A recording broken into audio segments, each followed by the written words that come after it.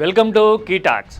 ఏపీలో కూటమి ప్రభుత్వానికి ఏడాది పూర్తయిన తర్వాత అసలు పొలిటికల్ ట్రెండ్ ఎలా ఉంది, ఏ సబ్జెక్టు ఎక్కువ మాట్లాడుతూ ఉన్నారు రూలింగ్ పార్టీస్ కానీ అపోజిషన్ పార్టీ కానీ అని ఒక్కసారి చూస్తే గనక ఒక్కటే ఎజెండా క్లియర్ కట్గా కనపడుతుంది. Security versus insecurity.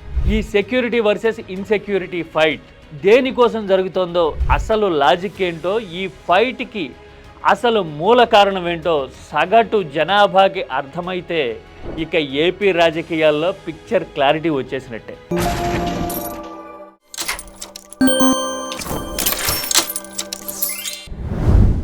వైసీపీ ఇప్పుడు జగన్ సభల్లోనూ పర్యటనల్లోనూ సెక్యూరిటీ కన్సర్న్స్ గురించి మాట్లాడుతూ ఉంది.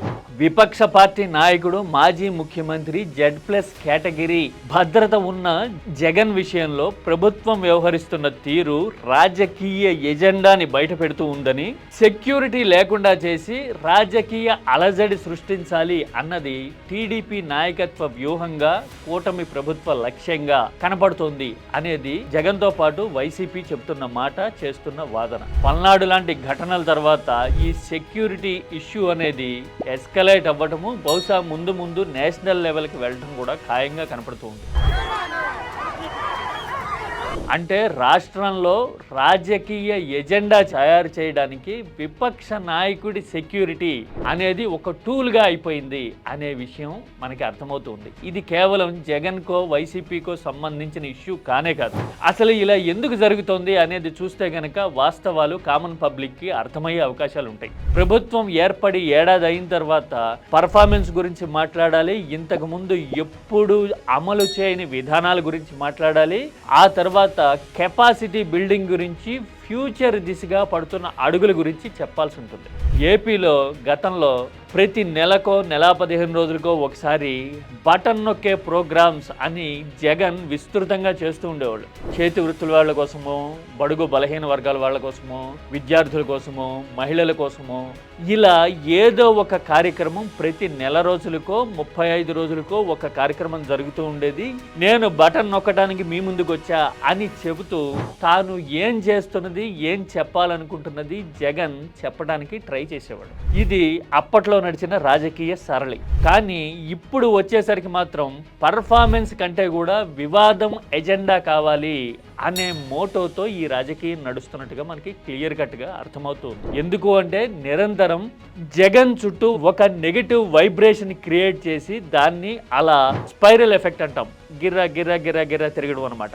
అలా గిర్రా గిర్రా తిరిగేలాగా చూడాలి, దాని మీదే ప్రచారం చేయాలి, పబ్లిసైజ్ చేయాలి, జనం అంతా అటువైపే ఆలోచించాలి. అలా జరిగితే గనక పర్ఫార్మెన్స్ గురించో, పథకాల గురించో, అభివృద్ధి గురించో, ఈ 13 నెలల కాలంలో ఏం చేశారు అనే ప్రశ్నల నుంచో తప్పించుకోవచ్చు అనేది అసలు ఆలోచనగా కనపడుతూ ఉంటుంది. అందుకోసమే పదే పదే వైకుంఠపాళి డైలాగులు కొట్టడం కానీ, ఎవరైనా ప్రశ్నిస్తే గనక తాట తీస్తా అనే డైలాగ్ రావడం కానీ, లేదంటే గనక అంతకు మించి ముందుకెళ్ళి భూస్థాపితం చేశానంట అలా చెప్పడం కానీ మనం చూస్తూ ఉన్నాం. అంటే అధికారంలో ఉన్నది మనం, చేయాల్సింది మనం, హామీలు ఇచ్చింది మనం. అంటే ఒక్క మాటలో చెప్పాలంటే we are the incharge of the whole operations actually. అలాంటప్పుడు మనం ఆపరేషన్స్ గురించి మాట్లాడాలి కదా. కానీ మనం మాత్రం ఈ ఆపరేషన్ చేయడం మాని గతాన్ని పోస్ట్ మార్టం చేయడం మీద మాత్రమే ఎందుకుంటున్నాము. ఈ పాయింట్ గనక సాధారణ ప్రజలకు అర్థమైతే ఏపీ రాజకీయాల్లో కనిపిస్తున్న ఒక సంక్లిష్టత అనేది ఆటోమేటిక్గా విడిపోతుంది. ఎందుకంటే పర్ఫార్మెన్స్ చూపించగలిగిన వాళ్ళు పని గురించి మాత్రమే మాట్లాడతారు. అదే ప్రాపగాండాన్ని నమ్ముకున్న వాళ్ళు మాత్రం ఎదుటి వాళ్ళ మీద బురద చల్లుతూనే ఉంటారు. ఈ క్లారిటీ గనక కూటమి రాజకీయ వ్యూహాల్ని దాటి, మీడియా ప్రచారాలని దాటి సామాన్య పౌరుడికి, ప్రజలకి వచ్చిన నాడు ఏపీ రాజకీయాల్లో ఖచ్చితంగా క్లారిటీ అనేది వచ్చి తీరుతుంది. అందుకోసమే సింపుల్గా ఇప్పుడు ఏపీలో జరుగుతున్నది security versus insecurity fight. This is key talks for you.